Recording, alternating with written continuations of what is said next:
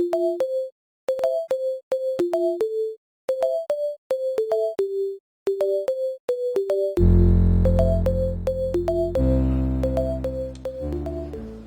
going to let our moderator introduce the panel, but I'd just like to introduce Larry Allen, the San Luis Obispo Executive Director of the Air Pollution Control District. He is an expert on many of the local issues and knows about everything that's going on when it comes to air quality and climate change, everything going on in the local scene. So he's going to moderate this discussion tonight. And so please join me in welcoming and thanking him for participating. Thank you, Chad. But I got to say, I'm really impressed with what's going on here today, and I think that Chad and Empower Poly and Cal Poly in general, and all of you students, really deserve a big hand for yourselves for what you've done.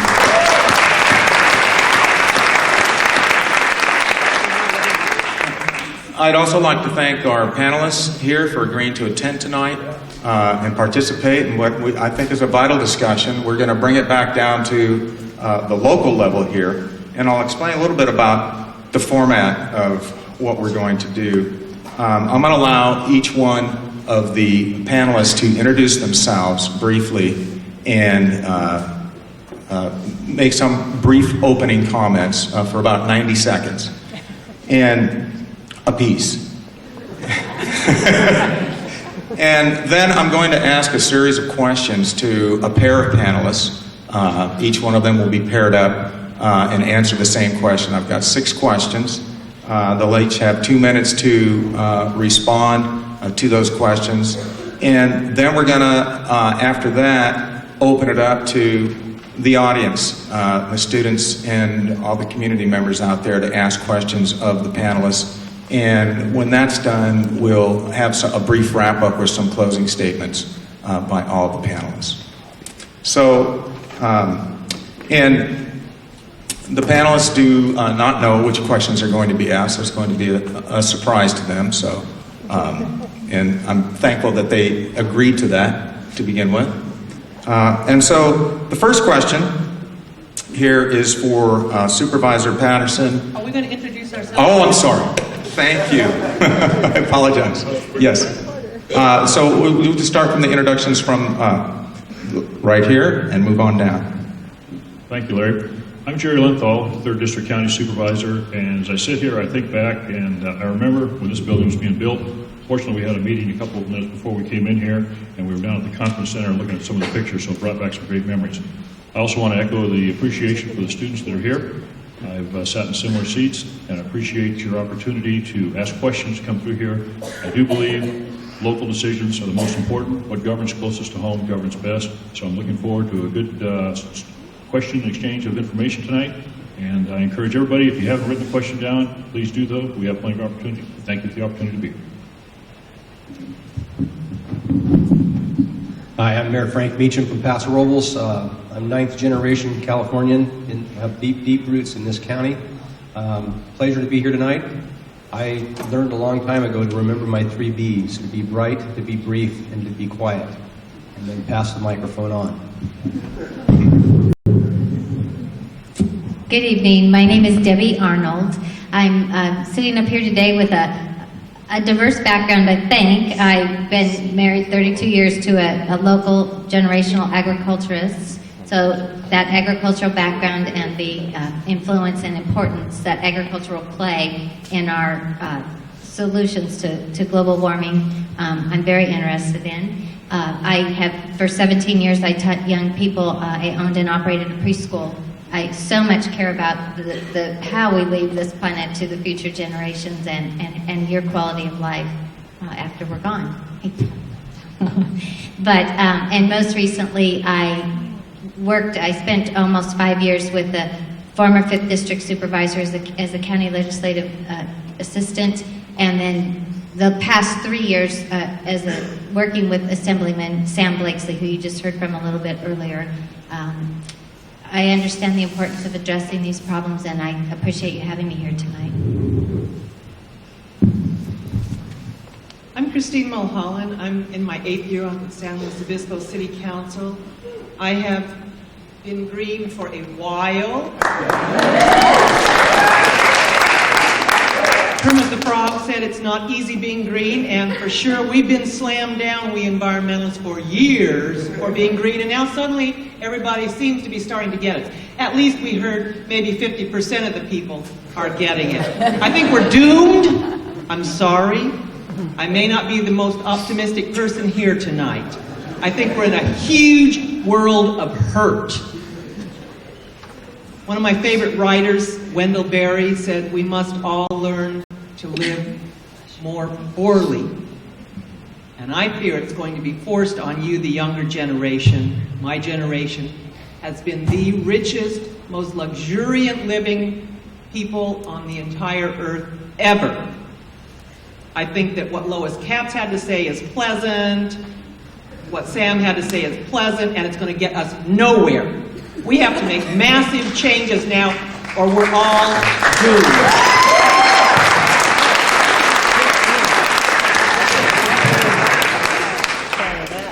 My name is Jim Patterson. I'm the current 5th District Supervisor. The 5th District includes Cal Poly. I am a Cal Poly graduate. I graduated in 1974 with a degree in Natural Resources Management, specializing in forestry.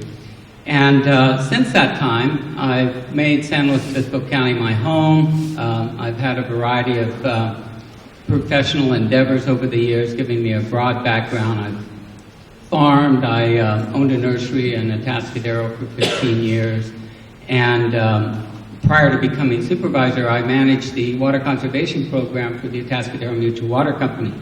So plants and water and the natural environment are my passion. I'm currently the chair of the Board of Supervisors. During the past 3 years, though, I've been very active with Slow Green Build and the Strategic Energy Alliance for Change, as well as the Student Community Liaison Committee. And I am inspired by the turnout of the event today and all of you that are here, because Cal Poly and our educational community needs to partner with local government and business and the community at large to affect change. I'm not quite as pessimistic as Ms. Mulholland, but I certainly can't say that I disagree with her. I think we do have an opportunity to affect some positive change and turn things around, but young people are the ones that are going to live with the consequences if we don't. So we do need to act, and I'm thrilled that you're all here participating. Thank you.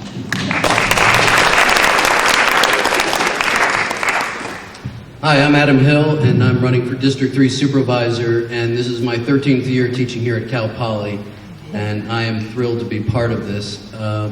You know, my students I'm very envious of them, because I really do think while this is really the great challenge of our lifetime, I think it also is going to provide enormous opportunities. And I look at just about every field of study here at Cal Poly has the opportunity to be involved in addressing this problem, and in doing so in incredibly innovative ways. And you know, when I talk to students, whether they're in ag or in city and regional planning, whether they're in the School of Business or in the sciences, you know, the future is really going to be addressing this problem, and the future is going to be in things like clean and green technology. And I tend to be extremely excited about the innovation that is going to come from a place like Cal Poly. So thanks for being part of this wonderful day. All right. Well, thank you, everyone. So you know who they are now, and now we'll hear what they think.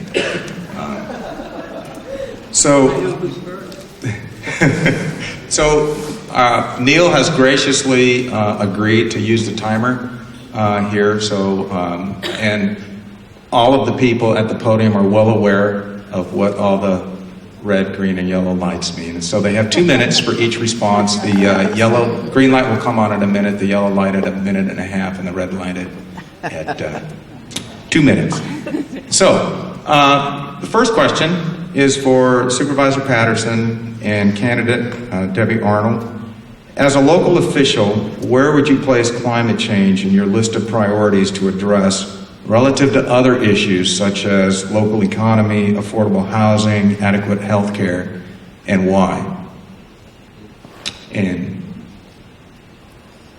Well, I'm one of the 50 or so percent that does believe climate change is occurring.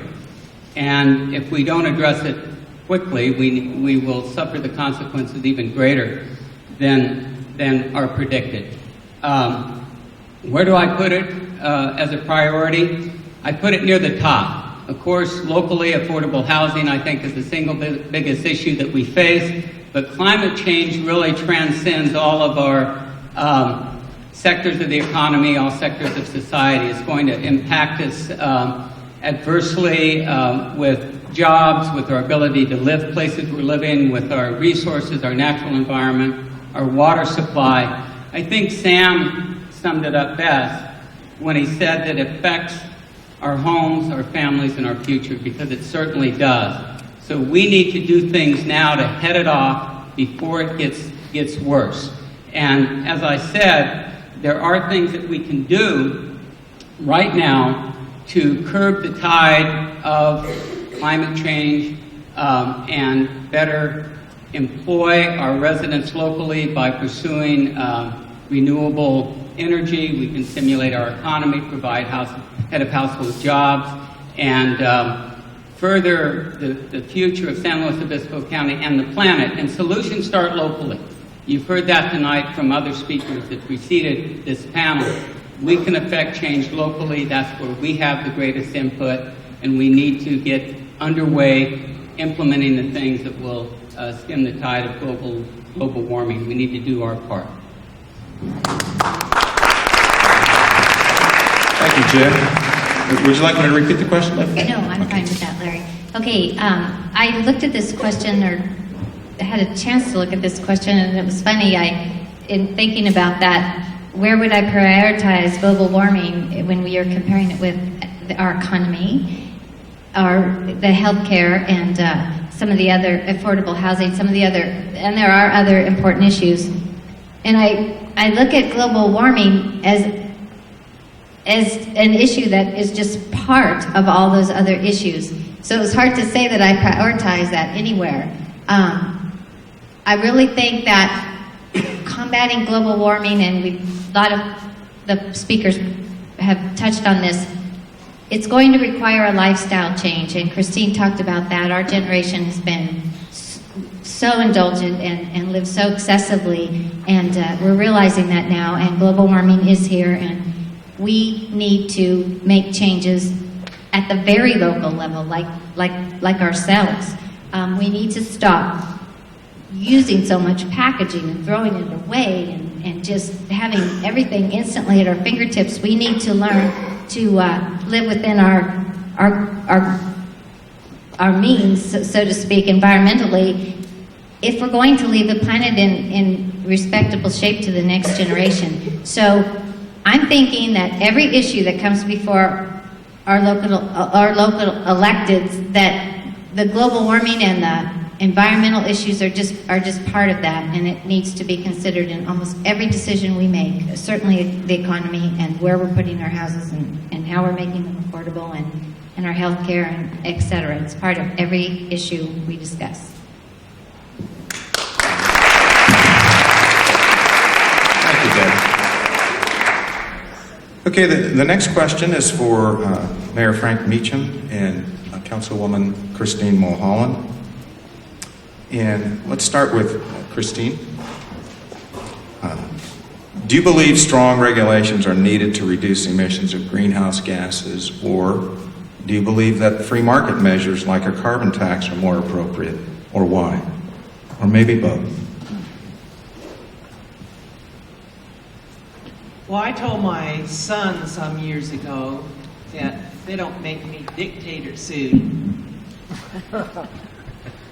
That it's just going to be all over. And when you start talking, listening to Lois Katz, well, we got to compromise and we got to talk. Yeah, we need stronger measures. Are you kidding? You got to say, okay, there's no more starter mansions, and there are no more Hummers and gas hog cars, and yeah, we have to mandate, and we have to mandate now because, as you heard, most people don't know this is going on. At Christmas, I was in Long's looking for LED lights, and I turned to the lady and I said, you know, if you see any LED Christmas lights, she said, what's an LED? Well, you know, we're not going to get there fast enough by dancing around the edges.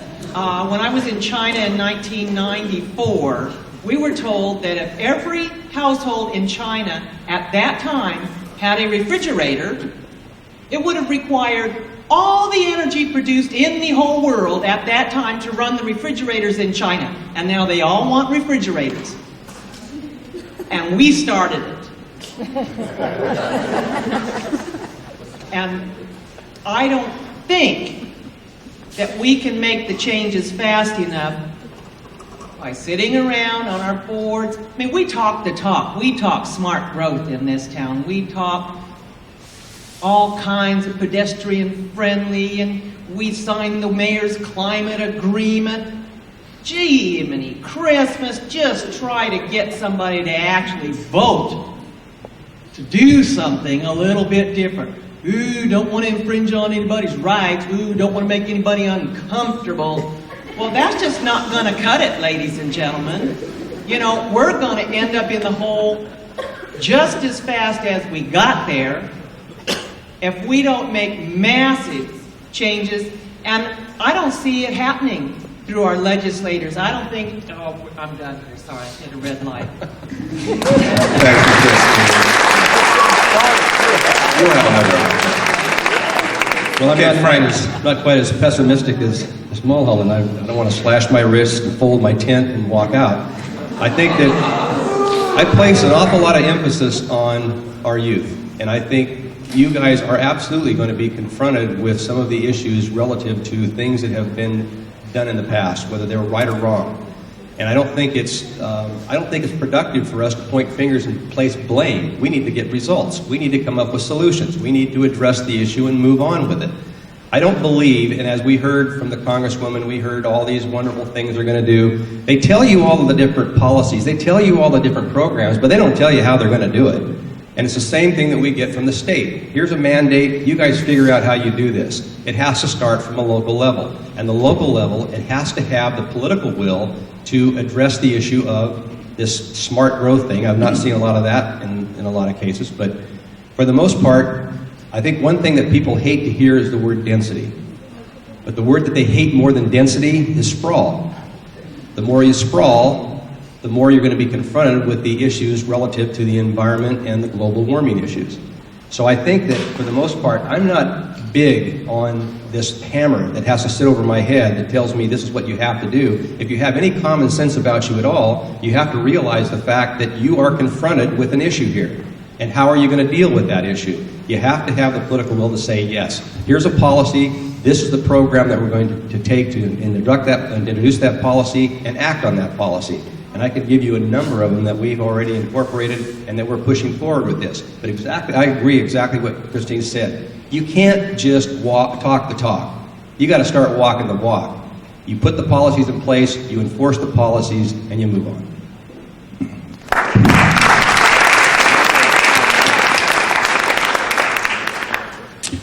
Okay, thank you, Frank. Next question is for Supervisor Lenthall and candidate Adam Hill. In California, climate change is projected to cause rising sea levels, reduced water supply, an increase in the number and severity of extreme weather events, changing growing conditions for our agriculture and our natural habitats, and a host of other impacts that you've all been hearing about all day long. What should local government be doing to prepare for these potential impacts? Let's start with Supervisor Lenthall. Thank you, Larry. Following up on Ms. Mulholland's gloom and doom projection, I think the first thing we have to do is make sure we're prepared, whether it's disaster preparedness or anything like that. If we can't solve the immediate problems today and stabilize things, whether it's a flood, a fire, or things of that, you've got to put the fire out, you've got to keep people from harm's way, and once you do that, then you can look at the causal factors. I think it's important to understand that it's going to have to be a team approach. We need to study, there's more information. I'll follow up on what Frank Mecham, Mayor Patterson said. The problems are not going to be solved with today's thinking. I think Einstein said that.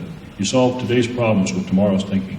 The people in this room are going to be the ones that are signing the checks and the degrees to say, we need to do this. I think back 39 years ago when I sat in this room and it was brand new, that we heard the same thing, and I will agree with Ms. Mulholland on that I don't think my generation has done as good a job as we could have. And I think a lot of people are going to say if we don't change our course right now, that literally we fumble the ball. But I think the answers are right here in this room. The answers, especially in agriculture, how we can do things better, are up here at another department, in the agriculture department, in the architecture department. How do we design better buildings? How do we do things that are going to leave less of a footprint here? I'm proud to say that in this county, we just celebrated in June of 2005 moving into a very green building that got an environmentally sensitive award for the features that we incorporated. It was not a cheap building to build. And you heard a lot of people would say, well, geez, I could have built that building for half the cost. And a lot of people could. Unfortunately, we're the government, we have to pay prevailing wage, and also we built a very, very environmentally friendly building to make a statement. Because I also believe if the government is going to mandate things, when Frank's talking about walking the walk, we have to do it ourselves in government. I think when we study the information, look at sustainable agriculture, look at the things we have here, that literally the future is what you want it to be. When I went to Cal Poly, they didn't have unleaded fuel. That was created. Look at all the fuels we're talking about having now, whether it's biodiesel, hydrogen, and things of that nature. You folks in this room and your counterparts at other universities are going to be ones that are going to create that. The technology that we think we have right now, I think we're kidding ourselves. The answers are going to be with the creative minds that are out there. And I look forward to the next generation bringing creative ideas so government can be on the front end instead of being reactive. We need to be a little more proactive. And I think there's an opportunity to do that.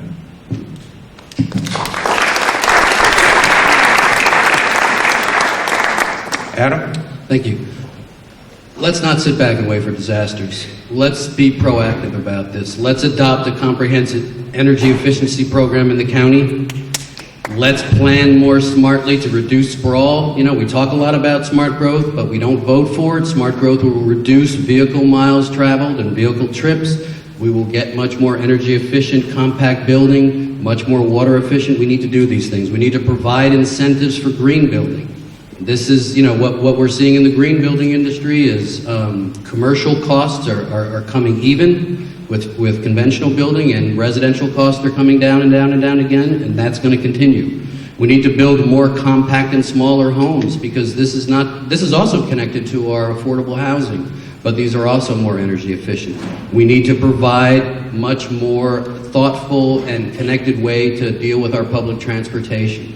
I think that a lot of these, you know, what's interesting is a lot of the issues that we're dealing with in the county and a lot of the challenge that we have are to some degree related to this very large challenge. We need to do a lot of things. We need to explore community choice aggregation as a possible way for our community to have local control over clean, renewable energy.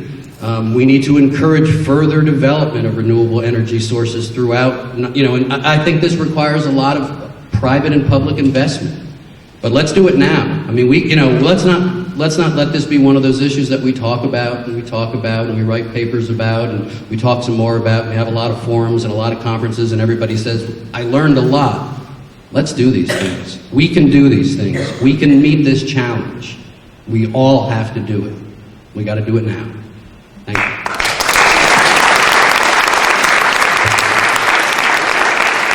Thank you, Adam.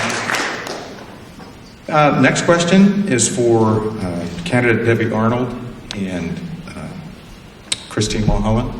Councilwoman, and Debbie, you can start. What type of incentives or disincentives can local government provide to businesses and individuals to promote responsible action or behavioral changes to reduce their carbon footprint? Government providing incentives. Government can create policy, and the policy, government does create policy. The incentives then come for, and I'm great on incentives, and sometimes I wonder if regulation's always the way to go, but by making the right thing to do easier, providing incentives at the planning counters, when you are following green build planning, you're fast tracked. You're getting you're rewarded. You're rewarded for doing the right thing. We are a market driven society, and I know this is a complex issue and a very complex issue, but to simplify it, it's going to be about what we, the consumers, demand. If you go to your realtor who's trying to show you houses sprawled all over everywhere and you say, I am looking for a fuel-efficient home in a higher density, pretty soon those realtors will be showing you those homes. And the next thing you know, those builders will be building those homes. It's all about what we demand. Same thing with our transportation issues. When we stop wanting the less efficient cars and we stop putting so many miles and expecting that we're going to be driving and doing and going wherever we want, whenever we want to, the market will adjust and we will have what we want and we will be more responsible environmentally. So again, I put it back on us, and I don't always think we need to look to our government to come crashing down. We can demand these things now, each and every one of us, right now, and maybe influence our neighbors to do the same.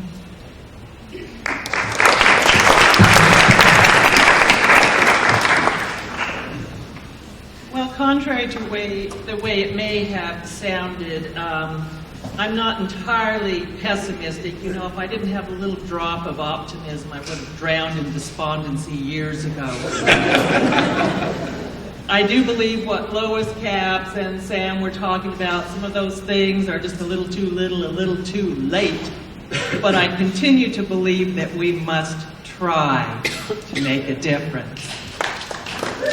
One of the things that I've done locally in the City Council is ask the Council to support something very simple as eliminating the permit fee for putting solar panels on your home or business. It's not a lot of money, but it's an encouragement. And that's about all government can do, is encourage and then get out of the way. We can also encourage green building techniques, not only by doing it ourselves when the city or county builds a building, but by creating easier, faster tracks in getting permits when you come in with a smaller, greener building. We can encourage people to create local green energy facilities in our community. There are a lot of things that government can do to encourage and incentivize, but it really takes the community demanding it. We demand it by not buying stupid. We don't accept dumb. We only put our money on smart and green.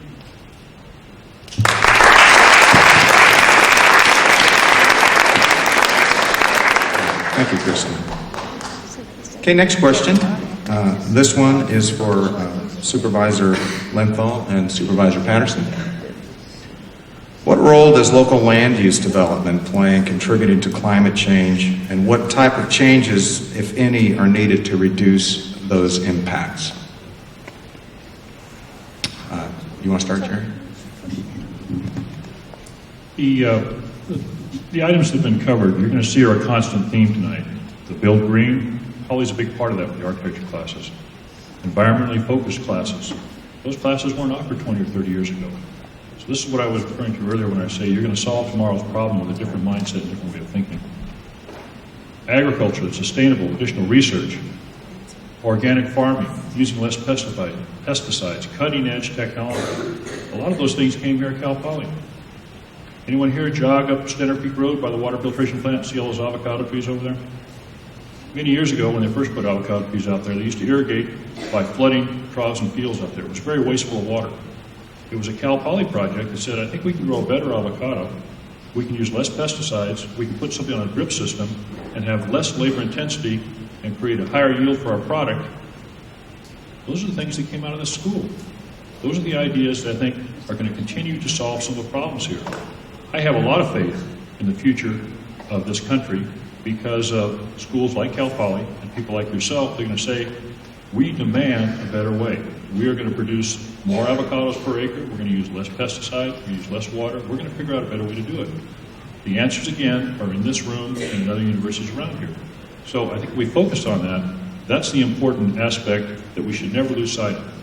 Thank you.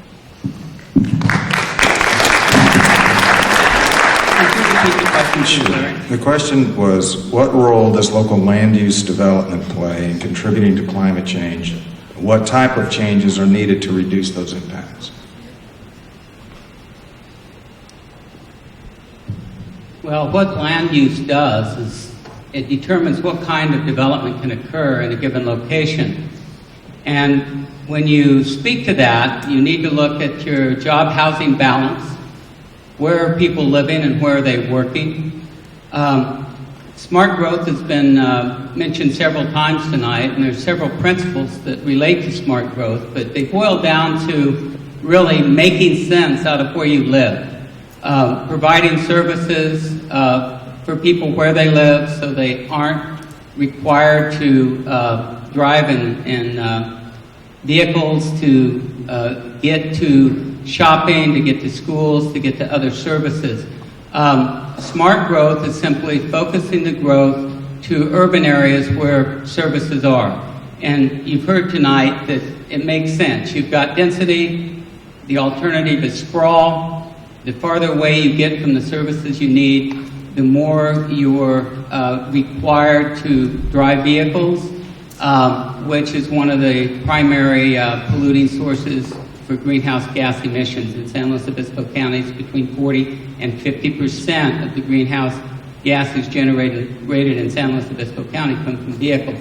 So land use planning determines where your commercial development is, where your public services are, where your residences are, where people are living, where people are working, recreating, and living their lives. So it's critical to solving the greenhouse gas emission problem to grow smartly, develop smartly, and that's all done through your land use planning.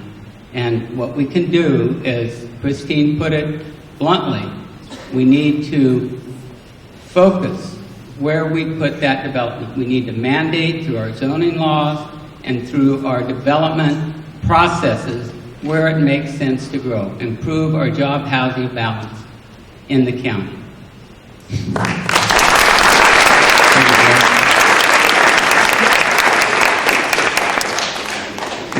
I have one more question, and then we're going to open it up to questions from the audience, so hopefully you've been thinking about it. And this last question is to Mayor Frank Mecham and candidate Adam Hill. What do you see as effective actions that local government can take to reduce their own municipal emissions of greenhouse gases and set an example for the community at large? Frank, would you like to start? Sure. Well, I think that a lot of these questions, they kind of interrelate in some respect. And you've heard just now from Mr. Patterson, and we've also heard from Christine about the issue of livable communities and what a community needs to do, the jobs, workforce, housing ratios.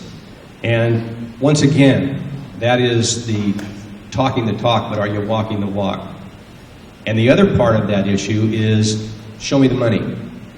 If a city, for example, if you're willing to take more of the housing within an urban area, and you're willing to do that and create more of a density there, which I think you should supply that in an urban area where the services are available. Are the other areas willing to give up the funding to be able to allow that? I'll tell you right now, no. Most of the time, everybody's going to fight for their money. They all want that money. So you have to really get down to the point of saying, I'm willing to do this, however, I can't do this without the support of the infrastructure necessary to make that happen. That's where you're going to have regional collaboration and a regional understanding, and your voice needs to be heard. We recently did that. We recently offered to take additional numbers from the RENA numbers to be able to accommodate some of the expansion necessary in this state.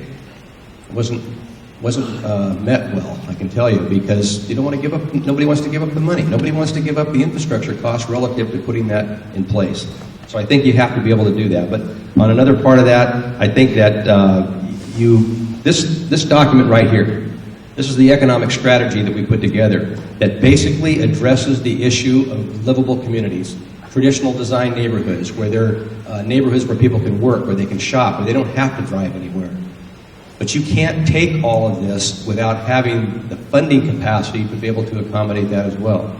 So that has to be shared. Thank you. Thank you, Frank. Adam? Well, I'll echo something that Mayor Mecham had said too, which is, a well-known phenomenon in California is that the only thing people hate worse than sprawl is density. And what we need more than anything right now is, there's something within us that makes it easy to be against things. But I'm trying to encourage people to be for things. And good growth, smart growth, strategic growth is really an important, absolutely important solution to a lot of these problems that we're talking about. And we have to have the will to do this, and people have to have the will to support this. I believe that one of the ways that government can be best involved is in the use of incentives and disincentives. Smart growth projects should be the things that we are absolutely encouraging all the time in our county, and we should provide as many incentives as we can for that. And there's a variety of ways we can do that, including just, putting those projects right at the head of the line and not being afraid to vote against projects that are sprawl, that are bad for our community. That takes political will, and it also takes the ability to educate the public, to reach out to the public and say, look, be for good growth. Be against bad growth, be for good growth. And we have been able to identify that. And we've been talking about it in a lot of levels, and it absolutely requires large regional cooperation, which I think can be achieved. I think people understand the problems. Right now, I think they're challenges. If we don't do the right thing, they become problems. If we do the right thing, they become opportunities. I think that there's so many ways that we can address this effectively, but we have to have the will to do so. That means saying yes, that means saying no, and that means using the government's power to provide incentives to get what's good for our community. And the state's made it clear that we're going to have to do this, so let's do it.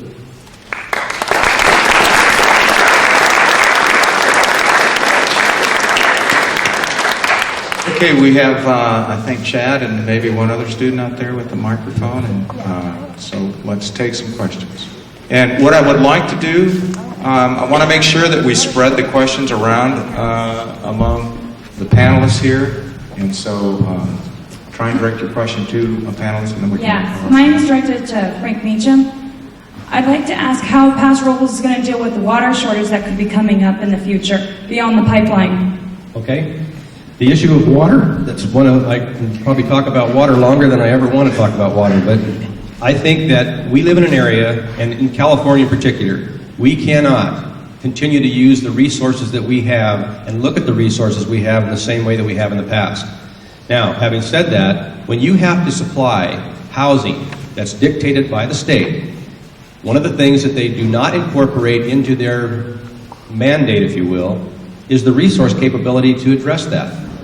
And that's difficult for local jurisdictions to try to handle. It has to get to a point, I think, from an economic standpoint, where you have to say, no, we don't need those numbers. We'll do the way we need to do what we need to do and follow with our general plan. Now, with the Paso Robles project, the Paso Robles groundwater basin is the basin that handles all of the North County for the most part. Tascadero has a separate water basin. In that basin, they're estimating 26 to 38 million acre-feet of water underneath us. However, it's not all good water. And the other issue is the balance of that basin, how much is coming in and how much is going out. This is one of the primary reasons why we looked at the Nasmiano pipeline. Can this water be a reliable source? Is it a better quality source? What will this provide for this area in the years to come? There can be arguments made that if you add water capacity and water capability, that's a mandate to grow. It only is if the policymakers make it so. What this was designed to do is to provide people with a dependable, a quality water resource so that you don't have to discharge a bad water source back into the Salinas River, be fined for it, then build a sewer treatment plant that's going to cost you probably 5 times as much as the pipeline. Thank you. Next question.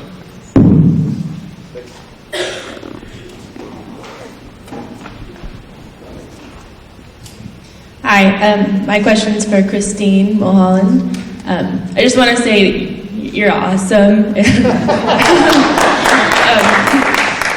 So there's still 55% people that don't believe that it's a big issue, global warming. I came across someone the other day and I just got really upset. I didn't know how to say, try to convert them to the green side. So if someone, like the woman you saw at the supermarket, or you came across someone who didn't think it was a big issue, I guess in a short, succinct way without sounding, rude or condescending, how would you tell someone that this is a problem?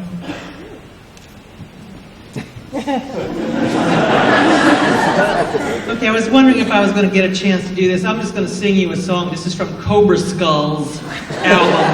I know, we're all part of the problem. The sooner you admit it, the better we'll be. Don't wait for a government mandate. Take responsibility. Be part of the solution.